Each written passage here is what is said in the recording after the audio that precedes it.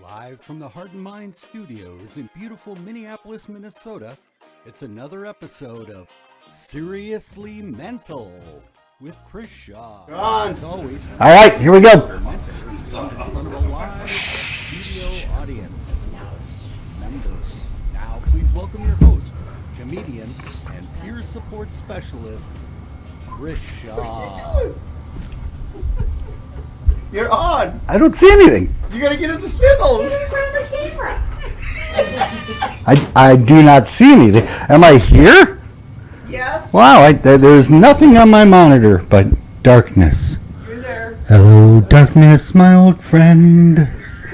It's Tuesday night with us again. Hey, there I am. Hey, welcome to exactly 8:11 and 24 seconds when we usually start Seriously Mental. Seriously? Yeah? Okay, seriously, apparently. Seriously Mental, that's right. Our weekly Tuesday night show brought to you by the Heart and Mind Connection. Peer support powered. I like it. Okay, you'll see on this screen over here, this is a list of people waiting to hang out with me. It's pretty short. My good friend, my producer, Gabriel. Gabe, are you in the booth there, buddy? And not all the way. Not all the way in? It's been 2 weeks, so we got to get this back in the program. I know, right? we've been kind of off schedule here. Hey, Lizard, would you reach over and kill the furnace? Yes. Thank you. That will help some of the noise. Not the noise coming out of my mouth, because it feels that's like a just gonna dragon. keep going on. How to Train Your Dragon. Hey, well, welcome. Happy Tuesday in May, Mental Health Month. I feel like Elmer Fudd over here. It's I'm gonna get the rabbit. It's Mental Health Month. Good thing I wipe these mics down at the end of every night. So it is exciting. A lot of stuff been going on Mental Health Month. We talked a couple of weeks ago. We were with the young ladies from Mounds View High School who were putting together their campus walk for AFSP. That was a huge success. Thanks again to them for coming on the show on short notice and talking about their event and a lot of other exciting things, because here we are. It's Minnesota. We're in that 11-week period of summer. And, sadly, what that means is as we get closer to summer, we are going to be taking time off. That's right. The Heart and Mind Connection is going to actually be cleaning this studio space vigorously after what I've done here, which has not been pretty most of the time. But, hey, if you've been here since the beginning, back in January, I'm sorry you don't have cable. It's apparent that you have not kept your subscription up. But this can be fun on occasion. Like tonight, I think, is going to be one of those occasions. We got some great guests that I'm going to tell you about in a little bit. And Millie, the Wonder Dog, she's upstairs hanging out. And let's see, what else is going on? We get to just, I think, pretty much set up in here to get things kicked off. For me, we've got some guys from the recovery community here tonight that I'll introduce in a minute, but it had us bringing up those stories like people in recovery do about back when, and how you would party and stuff like that.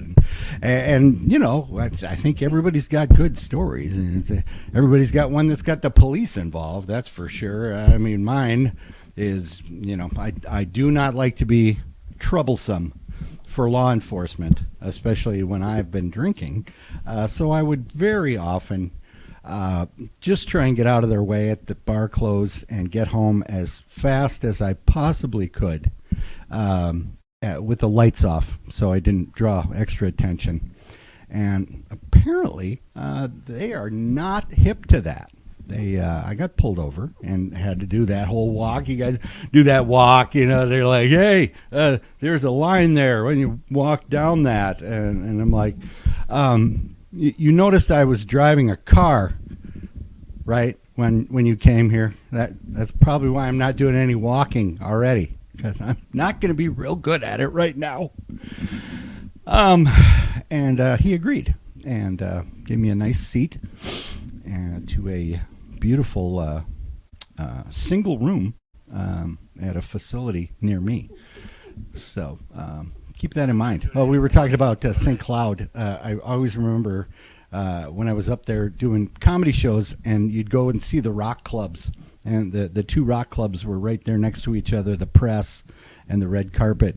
And it's funny, on one side of that street would all be lined up cabs for everybody coming out of the bars. Across the street, there would be lined up like 5 or 6 police cars. And far too often, I saw people who made the mistake of just seeing lights on top of a car and jumping in and saying, "Hey, you idiots, get me to my hotel." And those cops would oblige. They were all over that. So they were helpful in that situation. And I want to say hello. I got a unique opportunity. I don't know if I talked about this, Gabriel, a couple of weeks ago, but the Anoka County Sheriffs was doing their drug take back from the community. Apparently they had given them drugs at some point, and now they wanted them back. No, this was for people who had, old prescription drugs or old needles or things laying around the house that they wanted to get rid of. And they would drive up to this tent in the parking lot of the sheriff's office. And I will tell you the irony of this guy who used to move a few, let's say, drugs, yes, pharmaceutical things to people and purchase and exchange for others, to be standing next to some sheriffs with a box telling people to put their drugs in there. It was the weirdest feeling I've had in a long time, amongst the other things I've gotten to do with this. So, those are the changes that can happen when you embrace your recovery. You can stand next to the police, not behind them, not ahead of them, but next to them, and they will, say, "Hold this box, kid. Here comes another car. Try some of our bad coffee. It's delicious." The cops didn't talk like that. I don't know why I gave them that. Yeah, Muggsy. Yeah, you see, Muggsy. Yeah. I've never met a cop that spoke like that, but. When I was young, growing up in New York City, though, this is an odd fact. A lot of people don't know this, but Eddie Money, the rock star, that's right. He comes from a long line of police. The Mahonies, his father, Edward Mahoney Sr., and then himself, Edward Mahoney, became a police officer for a while. Until, he got 2 tickets to paradise, and he was out of there. He had a haircut thing that he was not happy about with them, and so he tried something different. And so you just never know where people are going to go. I have been places that I never expected I would be here. I'm sure our guests tonight are wondering how they lost the bet and ended up in this studio of a studio basement. But here they are. And so we're going to get going. Who's here tonight, Chris? I don't know. Thanks for asking. So it is 2 fine gentlemen who I've had the pleasure of watching both their success and their journey of recovery over the last year and a half or so in the group that I've seen them run on Facebook is where I first saw it. It's called the Sober Squad. Yes, it's a squad of soberness. We're going to learn more about that tonight from its co-founders, Greg and Colin. That's right, Greg and Colin. Hi, how are you, Greg and Colin? We're very well, thank you. Oh, good. It's going to go a lot like that. But it's going to happen after a commercial break. So if you haven't already turned it off, what the hell? Stick around. Let's just see what happens. We'll be back with more Seriously Mental.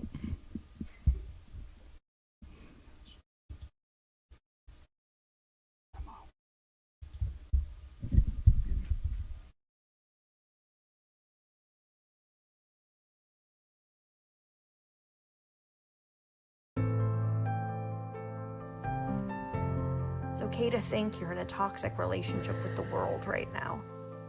It's okay to feel like your world is changing. It's okay if it's hard to find the words to express how you feel. It's okay to feel like you just want to become someone else. It's okay if you're panicking over an inability to control your life right now. It's okay to have trouble maintaining your normal routine while staying home. It's okay if you're feeling more cynical than usual. It's okay if you want to curse more than you usually do. It's okay to wear your favorite tank top several days in a row. It's okay to miss your job. It's okay to just stay quiet. It's okay to be depressed. It's okay to talk to your cats like they understand what you're saying. It's okay not to feel the most fabulous right now. It's okay. It's okay. It's okay. It's okay. It's okay. It's okay. It's okay.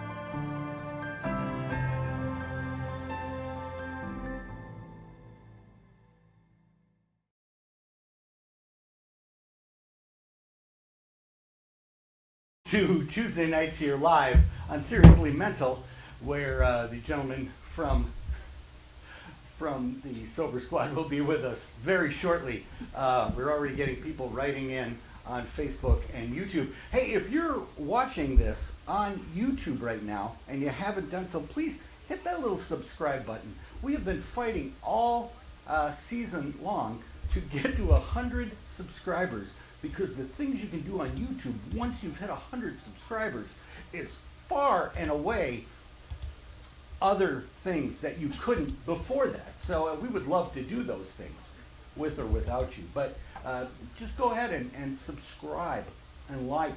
And if you're on the Facebook or the interweb net, jump onto the other, dial in on your phone with your modem. On AOL. I don't know where you are, but come be with us. Come, I'll wait here.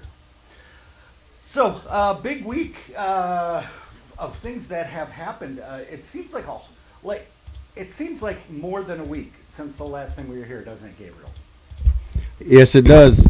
Like a lot of stuff has happened, right? Yep. Yeah. And it's this COVID stuff's coming around, so everybody's not being able to wear a mask now. So yeah, and see, the language always confuses me. It's coming around, or it's going away, or we're turning a corner, or stop and yield, and then take a left turn only after 5 minutes. I don't know what we're supposed to do with COVID. I got my vaccination. One funny thing I pulled up today. I found my old vaccine records from when I was a kid growing up in New York. And boy, they would inoculate you for all sorts of stuff back then. I had the whooping cough and the rickets and some of the distemper and rubella. Rubella. I thought that was a musical. Rubella. No, it was actually something you could get really sick from. So if you haven't gotten your COVID shot, come by. I'll give you one of mine. I got 2, so I guess they give you an extra in case you have a friend. I got mine too, so that's very positive things to say. Dos shatos in the armos. Hey, let's give some shout outs. Let's give some shout outs. Yeah, shout outs. Get it? Yeah, Ray's listening. Hi, Ray. How are you? Ray Stingland, and so is Jess Ika.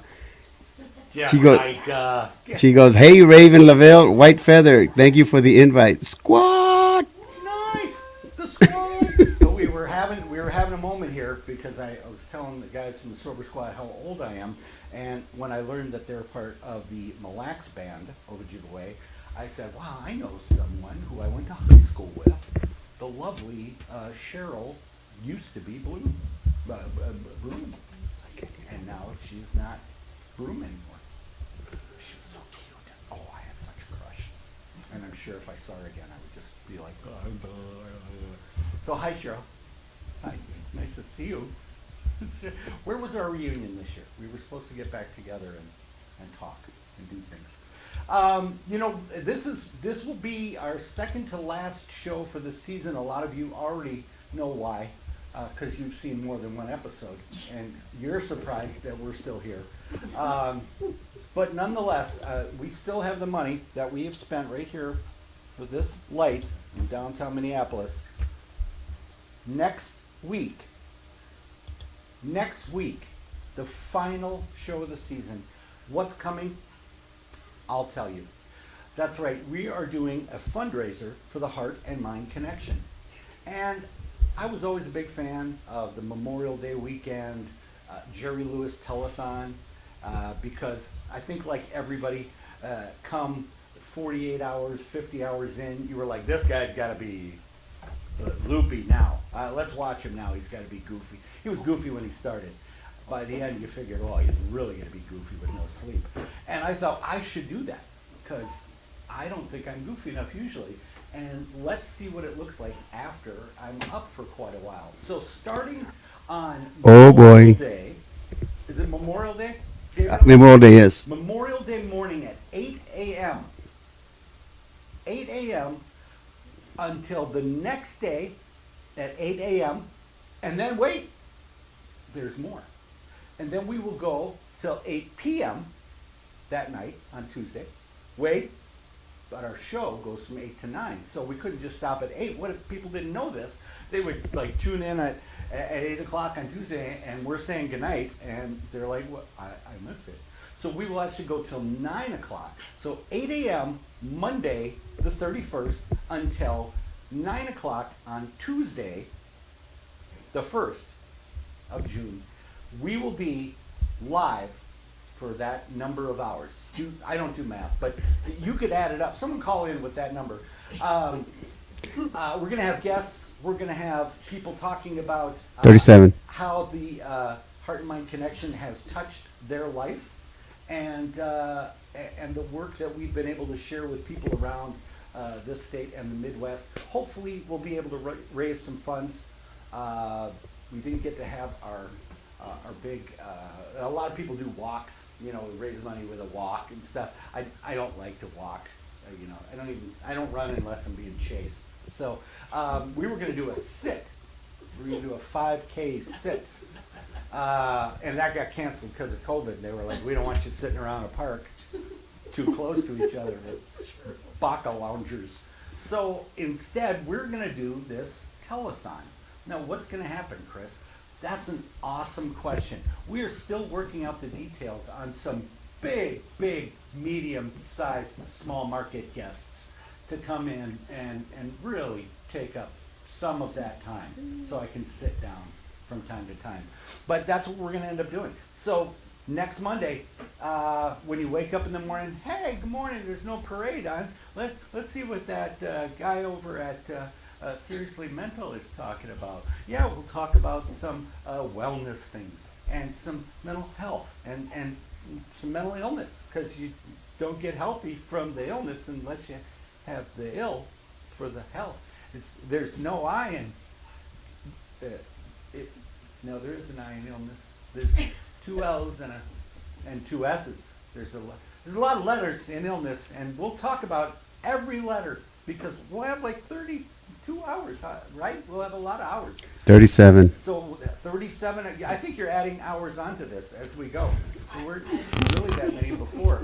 But there's no I in 37. We'll have musical guests that have been on the show. We'll have musical guests who have not been on the show. I have thrown out an invitation to some of my comedy friends to come on and tell some of their guffaws and their skits and sketches. No, that'll be fun. And the mouse will be back, hopefully making an appearance. And you just don't know what's going to happen. So I say, set your DVR and send a couple of dollars. You know, there's going to be a link. We'll have a phone number. We'll have all sorts of stuff. We're looking for, if everybody who watched anytime sent $1. $1. That's all we're asking for. We would make $17 $16 at least. So Oh boy. you people laugh, but at one time this organization was valued. No, it was at one time. Someone valued it, and I think we can get that back. I think we can really make a comeback and make something of this. But we need your help. Much like NPR, we are listener supported. And if you want me to turn the show off, a bigger donation could really make that happen. You could shut this thing down forever with $100,000. Write a check, and I will go off the. I will not only go off the air. I will move away from the studio, so I'm not even near here, thinking I might just stop by and do something. That light that just went out, is that apartment's going to be available. Oh, we know the people who live right here, which is kind of funny. They're watching. Okay. Well, listen, I think I've killed enough time. And our guests are antsy, and they're looking good, and they're looking ready. So when we come back, we're going to jump in with Gary. Just Colin and Gary. Colin and Greg Highball. I'll get his name. It's got one of those French Jazard at the end, something like that. It's like a Pokemon name. It's like Charizard. So we'll be back with the guys from Sober Squad right after this. Please stick around. Why not? I'm gonna.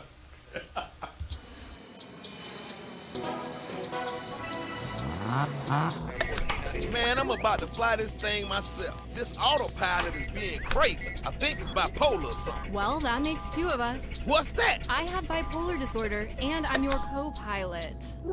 You and me have been flying a long time, and I know you don't think I'm crazy, but you might want to watch what words you toss around. Wow, this guy in 7A is crazy. He just ate his 12th bag of nuts. He is nuts. I mean, leave some for the rest of us. Crazy, huh? Yeah, he was crazy hungry, I guess. Is this crazy? Yes, that was crazy. How's about this? How about that? Was that crazy? Yeah, I've got to admit, that was pretty crazy. Wrong. Nobody's crazy. Using those kind of words alienates people, makes them feel like it's them against the world. Plenty of us got mental health conditions, but that doesn't mean we're crazy. Wow, I never thought about it like that. You know what? I'm gonna go give the guy in 7A some more nuts.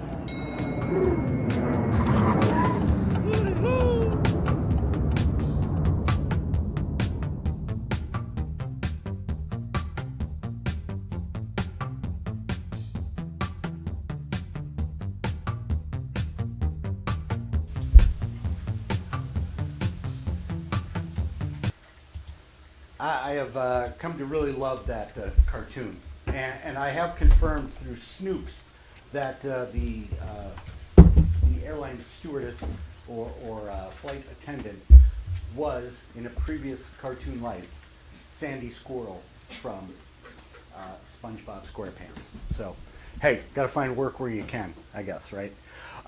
So here we are, and that's what I'm doing here at Seriously Mental. A show about mental health, mental wellness, addiction, recovery, and suicide prevention. We've had a couple of guests this season where we've dived a little bit into recovery. And this was from a gentleman with his own lived experience who became an LADC. And that was our good friend Dustin a few weeks back. What I loved about the opportunity to talk to these gentlemen is when you go through recovery and you find that path that is going to work for you, and many people know that that path is not a to B kind of path most of the time. There's going to be a lot of side roads and trips that you might need to find your way back to the road. But what people do in their recovery for others, the way that they reach out and lend that hand to help other people understand that even on your worst day, that there is an opportunity for this to get better. What these gentlemen have done in building this organization, the Sober Squad, which we'll find out about, I had no idea just how widespread this had been. I thought it was just a few people on a Facebook page, but it's much bigger than that. So I want to welcome the co-founders of Sober Squad. This is Colin and Gary. There they are. Hey, look at I made them appear there. Hi guys, how are you? Good. How you doing, Chris? Well, I am well, to tell you the truth. I'm so glad there's someone else now to talk, because I think I was really knocking them down. The digital copy of you looks really good. Thank you. I like that desk. Yeah, if people only knew, right? Can people sit on that desk? They can. Actually, sometimes I'll lay on it and sing torch songs. So have you met my good friend Greg? Greg! Apparently Gary couldn't be here tonight, so his brother Greg came. And Greg, tell me your last name again. It's Broncho. God bless you. Yes. Okay. That's your name, Broncho. Okay. I did Broncho. God bless you. You got that all over you. It's Gary, God bless you. God bless you, Broncho. And It's Gary. Just Gary. Yeah, not Greg. Not Greg. Thank you. Thank you. Here we are at 8:37, and the producer just let me know the correct name for the guest that I've been pumping up all night. Awesome. It's Greg, God bless you. Greg, God bless you. All right, I want to clear something up right off the bat. Are you guys related? Yes. Yeah, I don't want to say that you look older at all, Greg, but well, I have this biblical beard going on, so you yeah. kind of do. You kind of do. I'm wondering if you ever get that, are you father-son kind of thing? It sometimes. Yeah. Yeah. Is that what the relationship is like between you guys? We like to role play. Yeah. This is my life partner. Woo! Yeah. That's a whole nother episode, guys. Let's talk about recovery for a little bit tonight. This is why we have to have this show on after 8 o'clock. Because there might be man in recovery and man in recovery with men. Love you, Trina.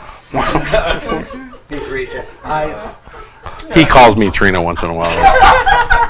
In the heat of the night. Right. Yeah. Right. All right. Let's get. That's real common. Let's get moved closer to serious. Tell me, you guys. So, Colin, I've been following you for the last year and seeing these posts about the Sober Squad. And I've been. You should really look around your yard before you go to sleep at night. Better, because I'm there. I'm out there watching you. And it just seems like every time I see somebody involved with this organization who's talking about I've got this much time in recovery, or it's day one, it's my first hour, or it's 20 years. Everybody seems so in tune to what other people are doing that there's no competition about it. Or it's just all about bringing people together.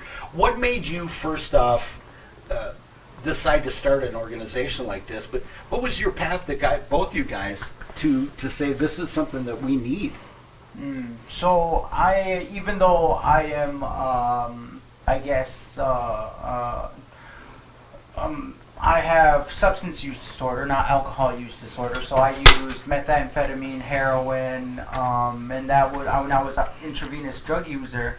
So typically, normally people with my background would attend NA, but my sponsor is an old alcoholic, and he prefers AA, and that was because of my closeness to him, I took 12-step Alcoholics Anonymous pathway in the first stages of my journey, which gave me an awesome start. Okay. Greg? Yeah, that was the same for me. I was an IV drug user, and I followed the AA 12 steps tradition And that was something to me. The 12 steps were real spiritual, and that spirituality helped me recover. That was a part of it, of recovery, and that's how Colin and I met through the 12-step program. Okay, and then what? So this Sober Squad is not a meeting. It's not a 12-step kind of facilitated group. What does Sober Squad do for those who are in recovery? I guess there's like all these like recovery fellowships or things going on all over the state. There's these little pockets of recovery in all these little towns, but none of them seem to be working together, or there seems to be like it's either this way or the highway, and so a lot of people fell through the cracks, and it seemed to be kind of I wouldn't say exclusive, but it was just because everybody's really welcoming and everything, but it just wasn't encompassing all pathways to recovery. Some people use church, some people use culture, spirituality, nature, baking, education, 12 steps, health realization, celebrate recovery, therapy. Like there's just so many different pathways that an individual could take, and so how can we bring all of these little pockets of recovery together and all work together for people to choose their pathway and create a community of like a healing forest that we can bring people into and a family and network work together, and but that came later. How would you say what were you looking to do when you put it together? You guys started talking about this. Originally, there was a handful of us. There were like 5 of us that originally got together, and we tried to make a difference in a community that was really, really suffering with a lot of overdoses. And the first thing we wanted to get, we were getting people to meetings. We were holding meetings, well-bred meeting, and a kind of an AA meeting. And originally, what we wanted to do was get a van and get Sober Squad on the side of the van and get people to meetings, and that was our goal, our ultimate goal. And we just thought we were so cool when we would get people to meetings, and so to get a van and to be able to drive more people to meetings was just how it started originally. It's just kind of like how it kind of kicked off, and then it grew into something more spectacular, and with what people are familiar with as Sober Squad. And we have many chapters and many members. We have close to 15,000 members that are involved with Sober Squad. You guys knew what worked for you, and so what I'm hearing is the idea is to kind of bridge that gap for people who maybe have the idea I need to work on my recovery, but I don't necessarily know what to do or where to go or how to get there. And you kind of started off getting people at the base level, getting them to the place where they were going to get accepted and feel this union in their recovery, right? Yeah, so well, a little backstory about what was going on in Mille Lacs. So in 2016 it was like the height of the heroin epidemic, minus the COVID year, I guess. So 2016 was a really ugly year for overdose deaths, and Native American communities have high disparities with low graduation, high substance use, prison rate, assault rate, domestic violence, missing and murdered Indigenous women. All of these issues or disparities that are in communities, and they seem to be more prevalent in Native American communities.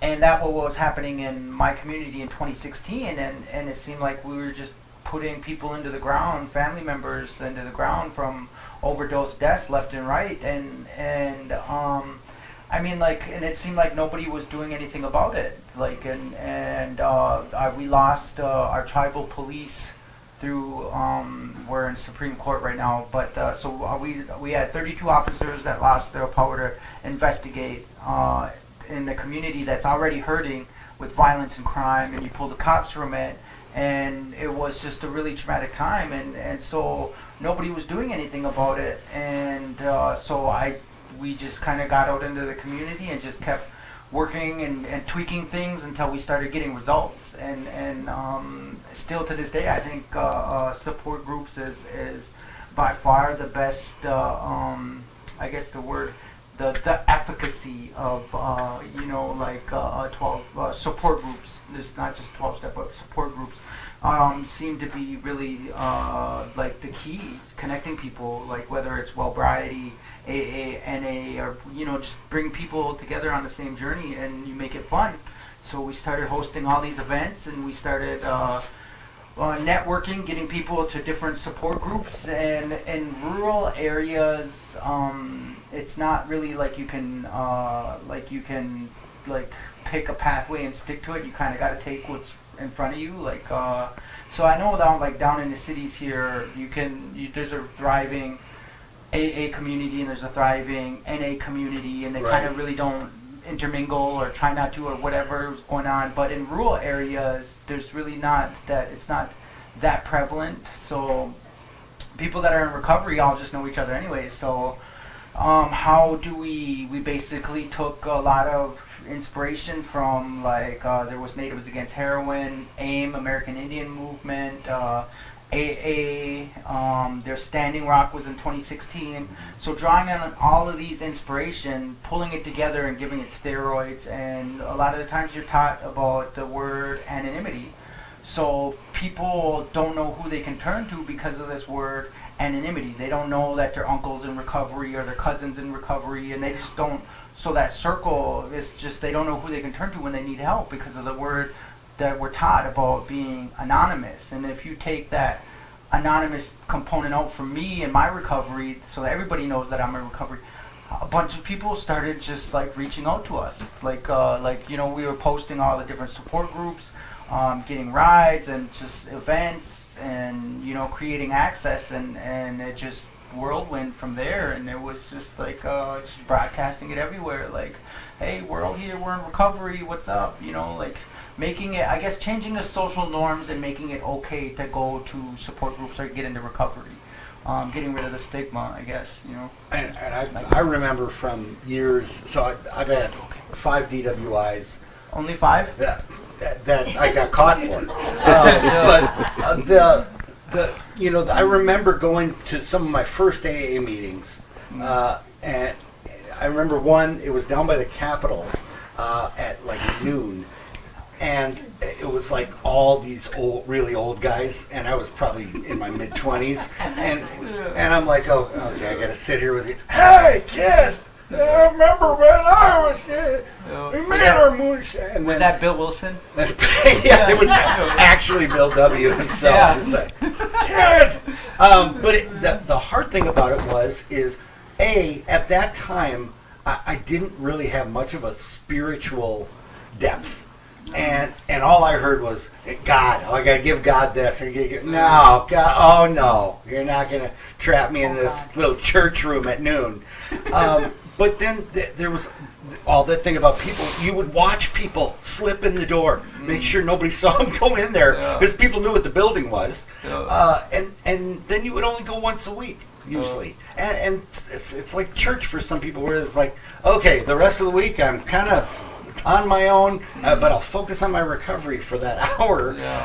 It sounds like what you guys kind of have in the rural communities is the one-room schoolhouse of recovery, where you've got some NA and some Al-Anon and some AA and Wellbriety and those kind of things, and people kind of get to see that it's working for people from these different angles. What do you guys say when people talk about oh man, if you're not following 12 steps, I don't care what you call it, you're not doing recovery right? How do you break that kind of thought process that there's only one way to do these things? Well, in the beginning for me, it was Colin. There were 2 meetings going on, in Mille Lacs, and that was a Wellbriety meeting that Colin started, and there was what they called the Red Brick Building, and that was an AA meeting, and that's all it was. And from there, we would get people to this meeting at the Wellbrighty meeting at the Red Brick Building, and we would start the meeting off with smudging, and then we would do the AA preamble, and then we would do a Just for Today NA reading, and then we'd do a Wellbrighty reading, and then we would pass the feather around, and we call it a talking circle, and it worked. It actually worked. The thing for me, early on, Colin had gone to a peer recovery training, and when he got out of the training, he was all about no more anonymity. And I'm like, Colin, don't, we gotta keep the anonymity. He's out there, bro, we gotta do this. We're gonna do a fellowship, we're gonna do pictures, and I was still not into that training yet, and by the time I got to the training, I had understood it then. As putting it out there and making it happen, let people see what we were doing, posting it on social media. And I can remember one time, people were seeing this. People were seeing it more and more, and the people wanted to be a part of that. I want to be a part of that.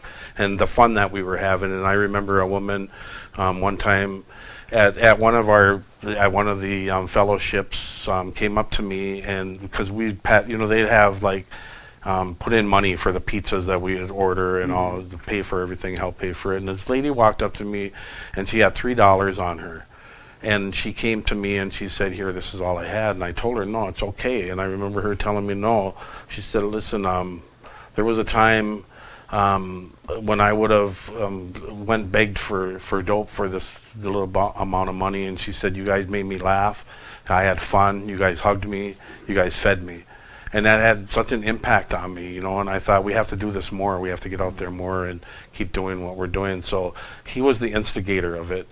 And that's how we kicked that off and just made that less of an anonymity thing. So I can tell there is a danger to that for people who really only feel comfortable in their recovery because they can kind of keep it to themselves and not have it affect their family. I know for me, it wasn't until I was brutally open with my kids, with my family, with my friends, that I was in recovery. It was way too easy to look at opportunity, that everything was an opportunity that I could have lapsed. And when I would start to walk into a club in another state to do a show, and they'd be like, "Oh, Heineken?" And I'd be like, No, I'm not drinking. And they'd be like, "What? We bought all this extra Heineken for this week." But yeah, but to break that wall. So you're not telling people that they have to be non-anonymous, but in showing that you can and that you break that stigma down, do you get people kind of saying, "Well, hell, I can tell my story then"? Right. So yeah, but there's risks to a lot of like disclosing that you're in recovery. There's some risk with it because I guess recovery is not always pretty. A lot of growth and dealing with some of the shame and coming to life again and learning to live. But you can't live 40 years in active addiction, robbing, stealing, doing all of this, and then all of a sudden, day one of recovery, you're just this saint. Yeah, it's not a light switch. It's like an onion, it just has layers that you got to work through, and sometimes the mistakes you make in your journey, disclosing that you're in recovery, they can be. That's where a lot of the stigma is attached to,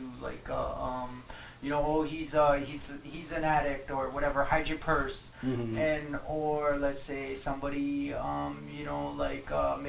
makes a mistake and a lot of the relationships and bonds that we have from using and some of the exposure that we can have to other people that are in our circle, there's just so many risks that come with disclosing you're being in recovery, because sometimes people may put you on a pedestal. Okay, so this is what recovery looks like. And it's like I said, recovery's not always, you know what I mean, unicorns and rainbows. Sometimes there's tears and a snot bubble, just, you know what I mean? Like, it's just, yeah, you know, and it's just like, that's what recovery looks like. A bitch just pops, boom, you know what I So mean? it's not like eating on Facebook. It's like, look at this perfect lasagna I had today. Yeah. I'm not going to show you the ramen noodles I had the rest of the week. But do you find that for both of you guys, relate to me what shame was like before you got comfortable talking about your recovery? Do you feel like it helped trap you in your addiction by not feeling comfortable opening up about it? So I guess my view of the world was so distorted. I would brag about how fast I could fight a vein and shoot it up, you know, like that was because of the environment that I was in was just so toxic, and I was a reflection of that. And so the social norms that come with active use I was living, the social media posts that I was sharing. So I guess coming back out of that, once you hear that loud pop when your head pops out of your butt or whatever, you know what I mean, and you look around and you start having some normalcy of life, your perception changes. And sometimes when for me, when I start making mistakes, or I make a mistake, that all of a sudden I'm like, what is that? Is that embarrassment? What is that shame? Like, Yeah. I'm like, oh my God, why is my face hot? Like, you know, like it's just that comes along with the journey. And so like for me, the one thing that kept me out of getting help, it wasn't the shame. It was so much as I was afraid of the pain of having to sit with my monsters once I took the numbing agent away, and have to look and sit with my little demons and work through them, and that's more. I was more afraid of the pain of the self-actualization that came with, you know, wanting to get into recovery and sit alone with my thoughts, like with no numbing agent. I guess was what kept me out there the most. Yeah, me too. I mean, it was shame. A lot of it was shame for me toward the end, because I was an addict for 45 years, so I was a really, really good addict.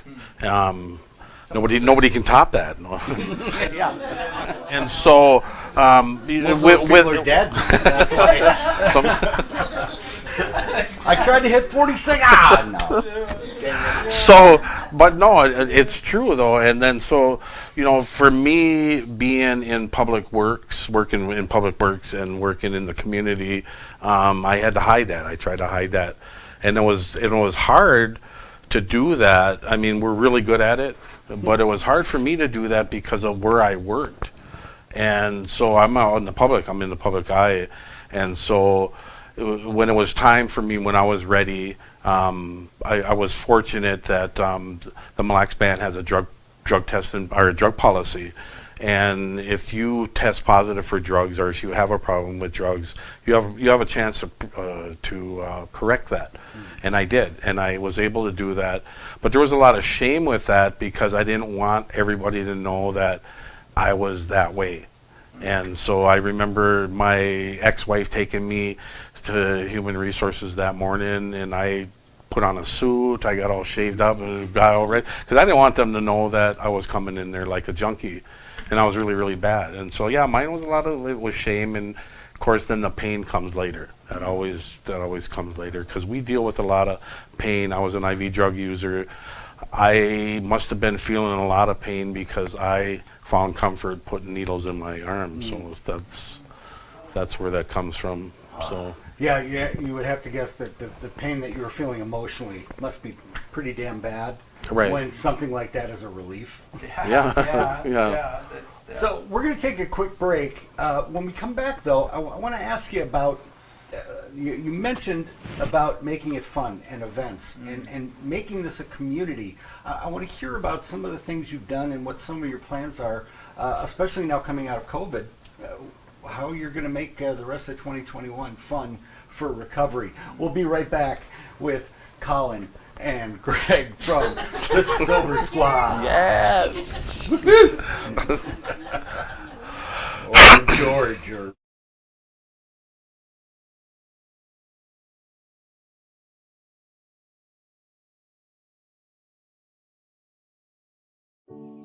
Talking to veterans about the real issues they're dealing with can be awkward and uncomfortable.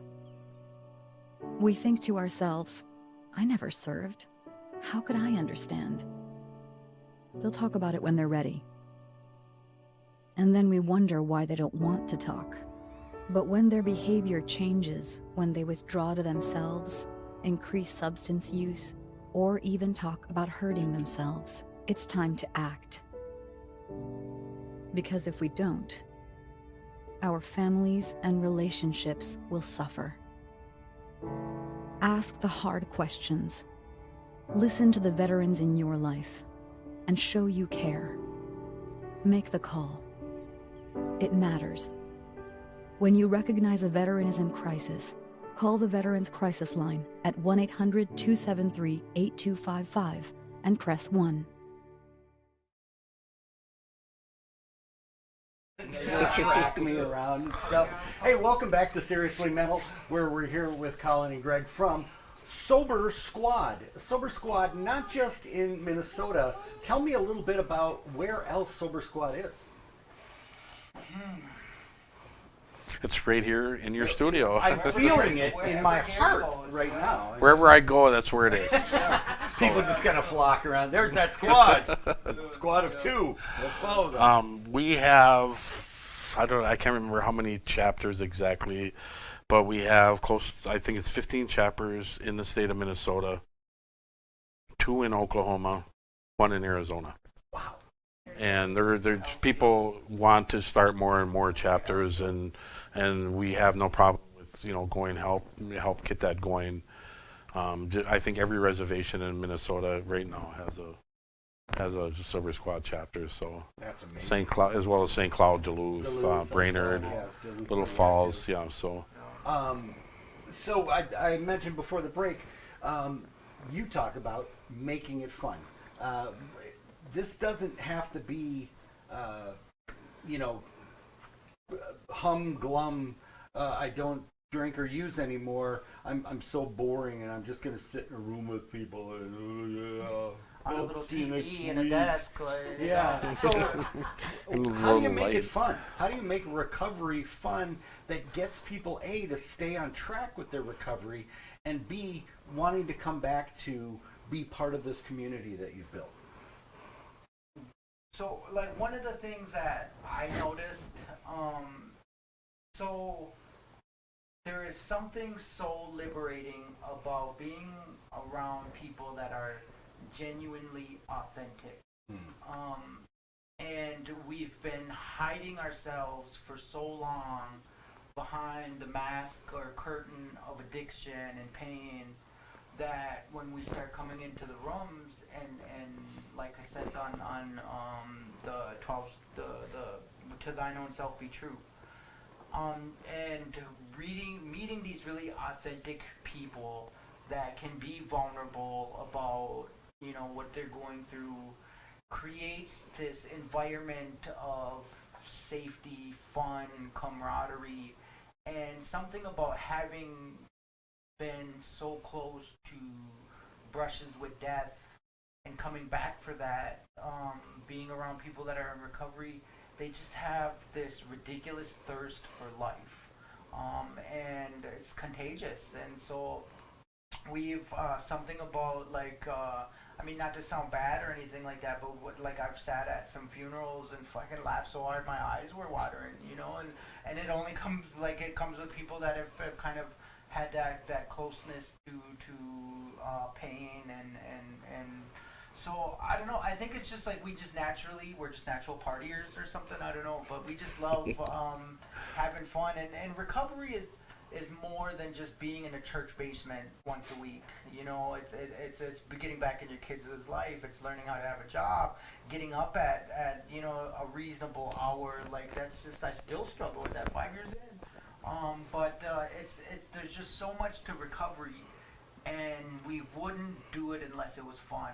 And it's something about being free from that addiction is so liberating that you just want to live life, and you get around other people that are liberated, and it's just contagious, and it feeds itself, and this energy, next thing you know, we're having barbecues, out on a boat, skydiving, going to Pizza Hut every Friday night. Like, it's just like, it just naturally happens. And so I don't know, like, what would you say is it?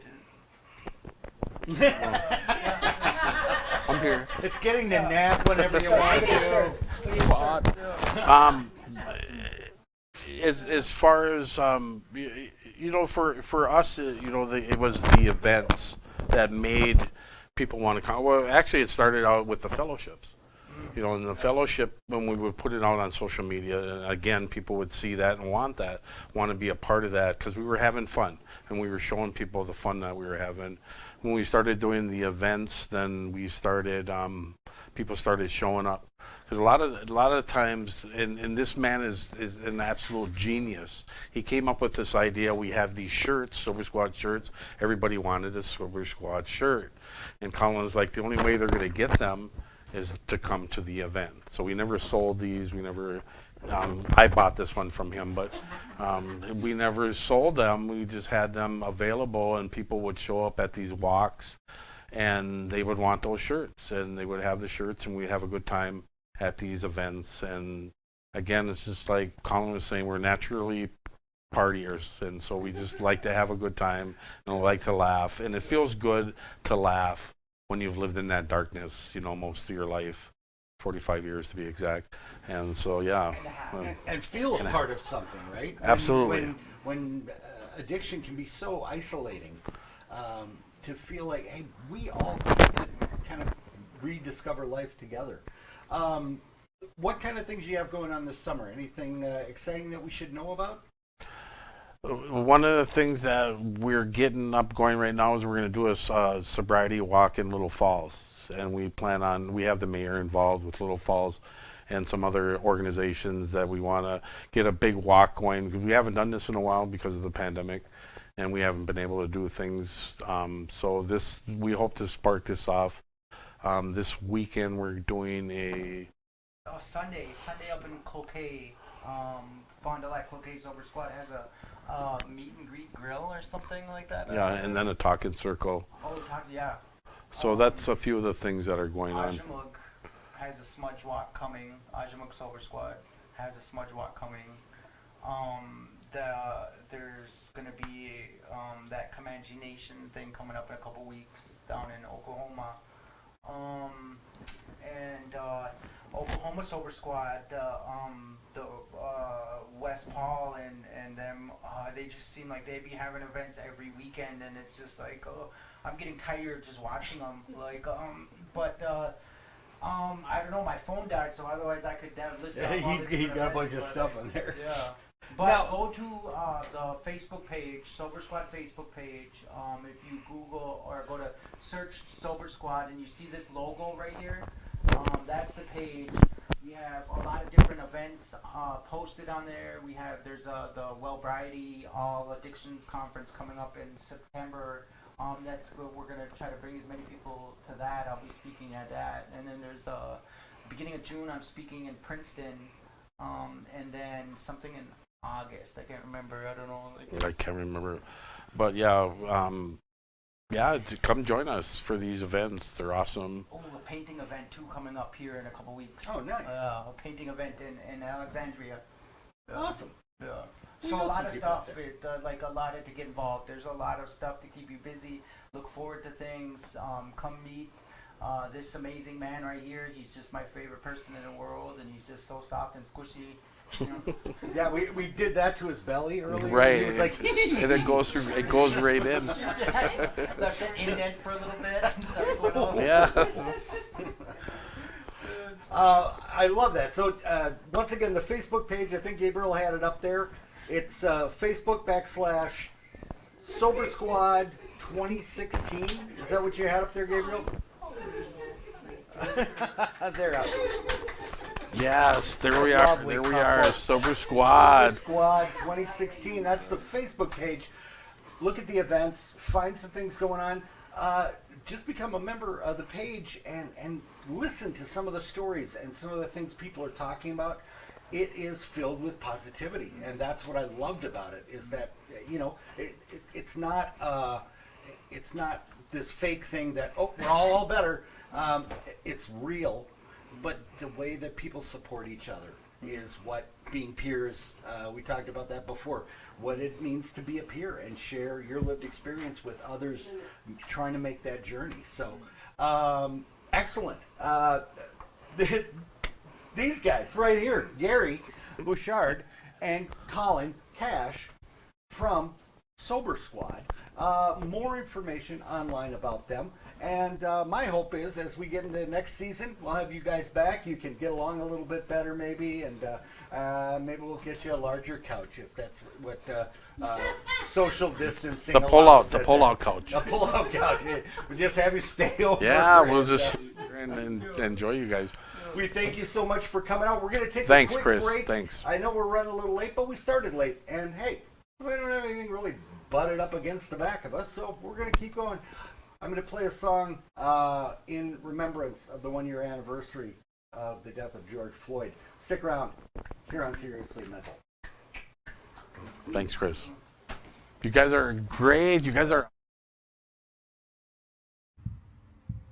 Dear PTSD, before you came into my life, I had heard rumors.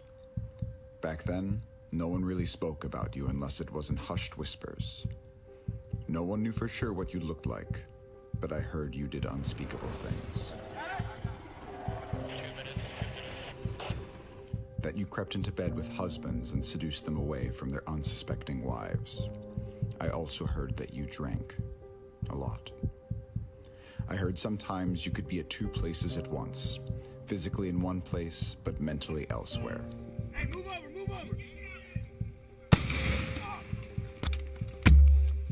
It was also said that you were a liar, homewrecker, careless, and violent. That sometimes you would take your mounting anger out on walls or whatever or whomever happened to get in your way.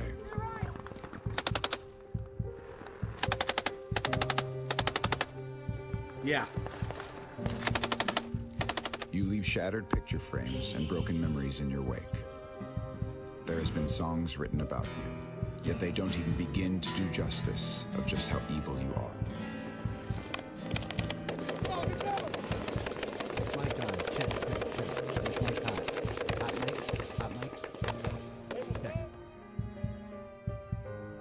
In fact, there has been talks of you being a murderer. I can't say I'm surprised. I wouldn't put it past you. I believe those rumors, and I certainly never invited you into my life. But you came anyway. And you were relentless.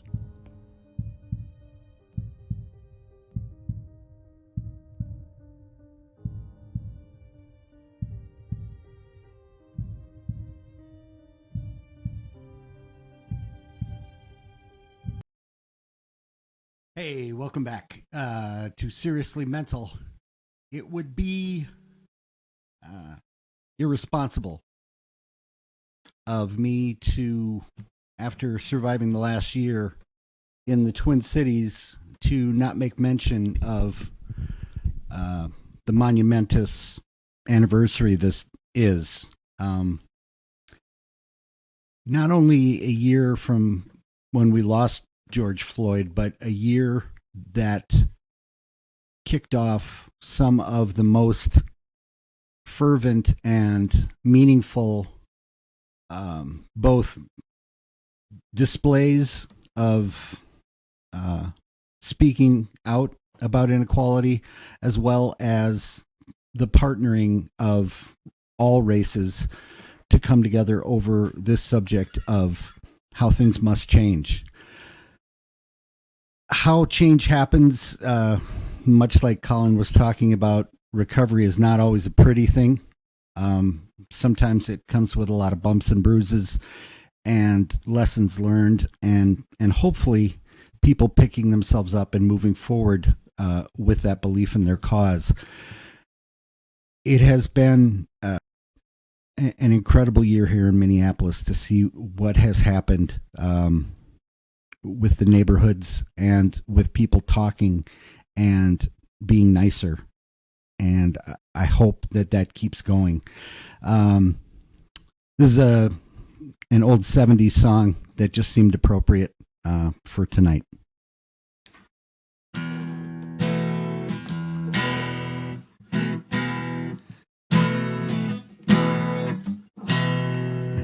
Here we go.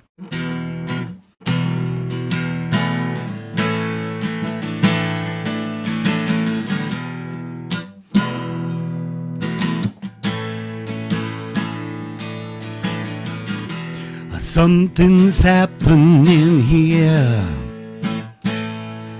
What it is ain't exactly clear. There's a man with a gun over there telling me I've got to beware. I think it's time we stop.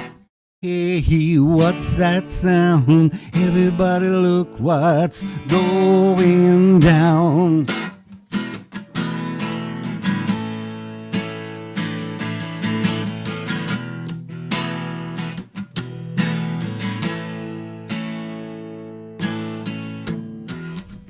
What a field day for the heat.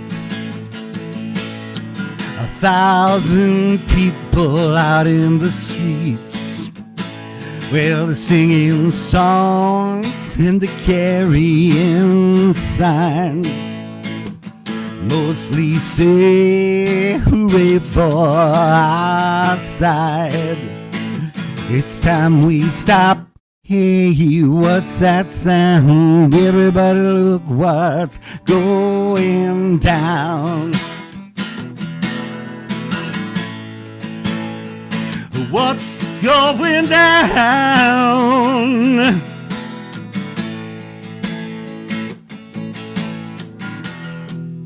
Battle lines being drawn. Nobody's right here. Everybody's wrong. We're speaking our minds, getting so much resistance from behind. It's time we stop. Hey, what's that sound? Everybody look what's going down. What's going down?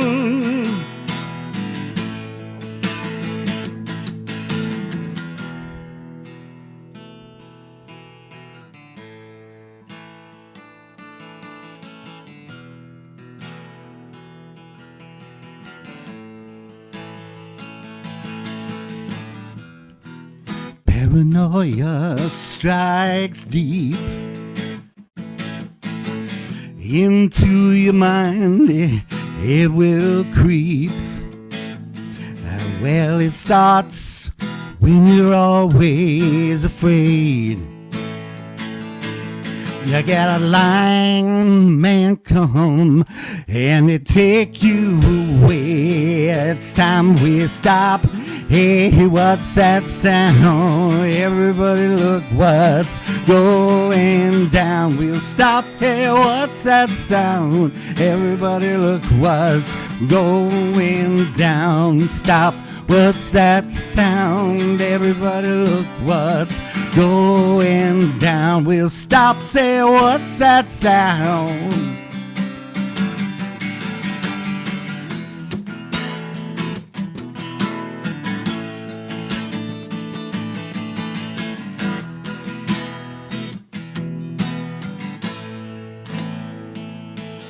We're gonna stop. Hey, what's that sound? Everybody look what's going down.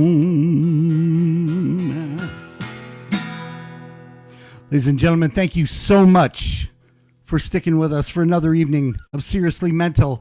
Don't forget, come back next week, Monday at 8 a.m. on May 31st for 37 hours of Seriously Mental. Seriously? 30? I guess so. 37 hours as we raise money for the Heart and Mind Connection. Please don't forget, no matter what you're going through, you are never alone. There are always people who understand and are here to help. Reach out. See you next week.